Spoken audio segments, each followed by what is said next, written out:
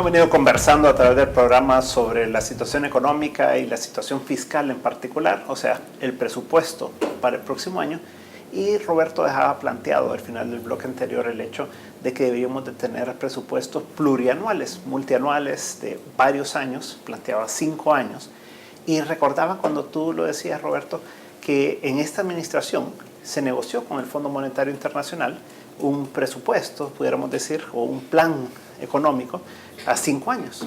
Y tenía justamente contemplado eso, ahora que iba a irse reduciendo el déficit fiscal de más o menos casi 6%, que fue en el 2009, hasta llegar a 2% al 2013, lo cual no se cumplió a partir del 2011 y nos llevó a la ruptura de ese acuerdo con el fondo en el 2012 y hoy no tenemos, ¿verdad? Y después se hizo también el acuerdo de sostenibilidad fiscal que se firmó entre los diferentes, el gobierno y los partidos políticos para que le autorizaran los $800 millones de emisión de bonos a finales del 2012 a este gobierno. Y ahí se establecía que el déficit iba a ser de 2.7% del PIB para este año, más o menos $650 millones y no los 1.100 que estamos hablando que probablemente van a ser para este año. ¿Cómo hacemos, Carolina, entonces, para que pudiéramos tener esos presupuestos multianuales, como dice Roberto, que es importantísimo, que podamos tener un acuerdo con el fondo y tener acceso a fondos, recursos internacionales, pero además que se cumpla esto? Porque si no, siempre firman, obtienen los fondos en los primeros años y después ya no cumplen, ¿verdad? Entonces, ¿cómo se hace para que los gobiernos cumplan en el transcurso de los 5 años una vez que se negocie algo que sea en ese sentido de reduciendo el déficit? Sí, efectivamente, aunque no hemos tenido la ley de responsabilidad fiscal, en esos acuerdos se establecían ciertas metas que el gobierno se comprometía a cumplir. Yo creo que aquí es también la palabra del gobierno, tiene que haber voluntad, porque el gobierno es el que tiene que cumplir esos compromisos y tenemos la sociedad civil también ver que el gobierno cumpla con sus compromisos. Si no, de nada va a servir que haya ningún acuerdo, ningún convenio. Tenemos el acuerdo de sostenibilidad fiscal, que como tú ya mencionabas, pues tenía muchos compromisos relacionados con las finanzas públicas, entre ellas un déficit de 2.7%, una ley de responsabilidad fiscal, de la cual ya también hay borradores, ¿verdad? Y que eso permitiría disciplinar más esas finanzas públicas. Entonces es, digamos, la palabra del gobierno y que la cumpla, porque si no, de nada sirve que hayan nuevas leyes. Y aquí también recordemos que en el acuerdo de sostenibilidad fiscal se decía que se iba a reducir el techo de emisión de letes, que también ahora vamos a ver en el presupuesto, ya que no se hizo durante el año, que se tenía que reducir de un 40% de los ingresos corrientes a 15%, vamos a ver en este nuevo presupuesto si ahora sí están cumpliendo lo que se comprometieron en ese acuerdo.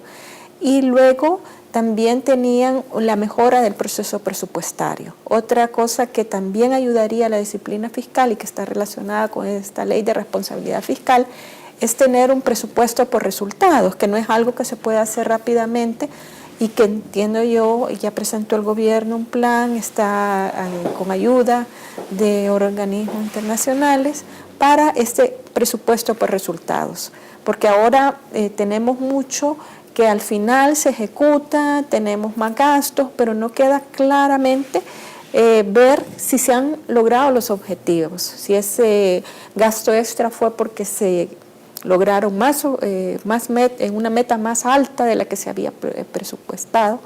Y en ese sentido yo también señalaría ese presupuesto por resultados, para que no solamente haya una rendición financiera de si gastamos más o menos, sino también que también lo gastamos.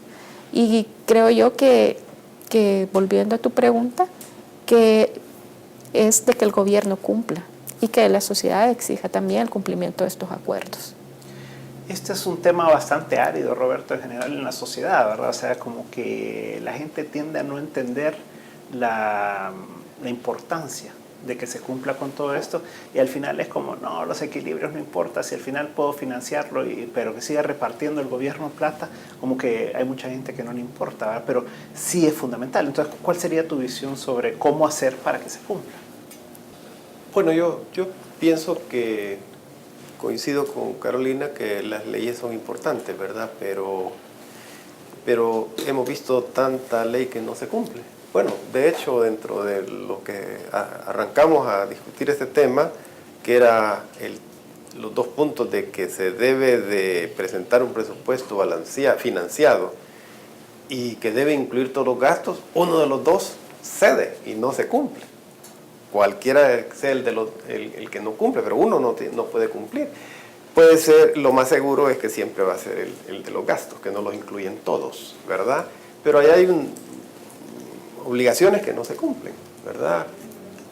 Y ha sido así históricamente, desde que tenemos los problemas fiscales. Entonces, creo que además de la ley se necesita la presión social, es decir, en esta época, con todos estos medios de comunicación que se tienen, donde la ciudadanía tiene una mayor participación, creo que es un mecanismo importante a través del cual la sociedad puede exigir disciplina en el manejo de los dineros que la sociedad contribuye al fisco, porque al final de cuentas, los dineros, el gobierno no tiene dinero, el gobierno administra dinero que la sociedad le pasa para que realice obras, etcétera, ¿no? Entonces la sociedad tiene derecho a exigir. Yo creo que los medios de comunicación actuales, medios sociales de comunicación, están facilitando que la sociedad tenga un rol más activo y pueda ejercer, digamos, sus derechos y exigir las obligaciones con las que tienen que cumplir los gobiernos. Yo quisiera, digamos, cerrar con una idea que me parece a mí que es importante tener en mente. Obviamente tenemos una situación difícil, una deuda amplia ya, insostenible, decimos, 60, 61%, dependiendo cómo se mida, 60%, digamos. Eso representa un poco más de 14.000 millones. La base de eso es un déficit fiscal elevado. Y mientras ese déficit fiscal no se corrija, cada año le vamos a ir agregando a esa deuda 1.000 millones. Mientras ese déficit no se reduzca, y así de simple la aritmética, cada año le vamos agregando 1.000 millones. En otras palabras, al final del 2014 vamos a tener, si seguimos igual, 1.000 millones adicionales en deuda. Mientras lo podamos financiar y nos presten de afuera, no va a haber problema, pero el día que eso falle, que no nos quieran prestar porque la liquidez internacional se reduce, se cierra por diferentes razones, eso ocurre frecuentemente. Cuando eso ocurre, entonces podríamos entrar en problemas muy difíciles. Entonces yo creo que es importante que quede claro que la economía necesita ajustarse, necesita haber un ajuste fiscal importante, ¿verdad? Un ajuste fiscal que realmente nos lleve a que la deuda ya no siga creciendo, porque entonces vamos a terminar teniendo un problema. Cuando no ajustan los gobiernos, al final es el mercado el que termina ajustando y entonces lo hace de manera caótica y con mayores dificultades, mayores costos para la sociedad. Entonces creo yo que es importante tener claro de que hay que hacer un ajuste fiscal. Y el dilema de ese ajuste, para dejarlo planteado, para que se discuta en otros foros, es que esos ajustes tienen consecuencias negativas a veces para el crecimiento económico y para el bienestar social. Entonces, el gran dilema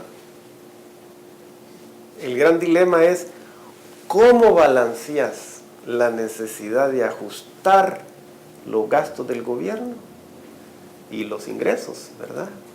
Con no hundir el crecimiento poco que tenemos de la economía y afectar lo menos posible a la sociedad. Ese balance es el gran dilema, creo yo, que tenemos los salvadoreños para el futuro. Y como dicen, no te puedes quedar con el cake y comértelo al mismo tiempo. Exacto, tenés que asumir algunos costos. Carolina, un tema fundamental que mencionaron los dos de pasada es el tema de la deuda. Y vemos que este año se le dio al gobierno por parte de la Asamblea Legislativa, al Ministerio de Hacienda, $800 millones para supuestamente pagar deuda. Y eso lo que iba a hacer era que era neutral porque tomaba una deuda nueva, pagaba deuda existente, por lo tanto no crecía la deuda.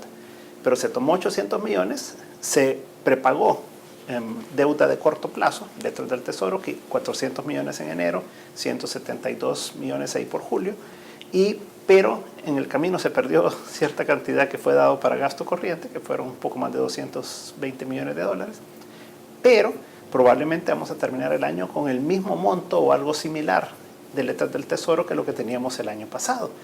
¿Qué pasó en el camino? Efectivamente, en cuanto a la deuda, es una deuda alta que precisamente por esa condición especial que hubo con esa emisión de eurobonos hizo que la deuda aumentara solo en un año 5 puntos porcentuales, 5.1 puntos porcentuales. Ese dinero que se iba, como tú decías, ocupar para pagar deuda, entonces iba a ser como nada más algo transitorio. Sin embargo, se ocuparon cerca de 176 millones para gasto corriente, entre ellos subsidios para la presidencia, para un sistema de videovigilancia, que eso ya no iba a ser una reducción de deuda. Pero además, más de 570 millones se ocuparon para el pago de letes, pero lo que nosotros observamos es que los letes no han reducido en esa cantidad, sino que en una cantidad mucho menor, porque al mismo tiempo se continuó emitiendo letes. Entonces es como una persona que tiene su tarjeta topada y ya no la puede ocupar, y entonces le viene un préstamo, paga esa tarjeta, se le baja, pero supuestamente se iba a quedar baja, ¿verdad? Pero si la vuelve a ocupar, entonces eso lo que hace es, de nuevo, vuelve a aumentar la deuda. Entonces vemos que esos 800 millones es una deuda que vino para quedarse. Y el problema es que ya estamos, solo el sector público no financiero, en 57.6% del PIB en deuda. Y antes de la crisis, en 2008 estábamos con cerca del 40% del sector público no financiero. Ese año hubo un aumento de 10 puntos, algo muy importante. Aquí coincidió la crisis con el cambio de gobierno, ¿verdad? Hubieron factores externos y internos. Y luego el Grupo de Sostenibilidad Fiscal, del cual forma parte FUSADE, junto con otras instituciones, también tenemos unas proyecciones de la trayectoria de la deuda. Y vemos que si seguimos sin ningún ajuste, ya en el 2017 tendríamos una deuda que estaría cercana al 68.8% del PIB, que 2017 no es un año demasiado lejos, estamos ya a la vuelta de la esquina, y eso obviamente, estar en esa situación ya va a tener costos más elevados de los de ahora.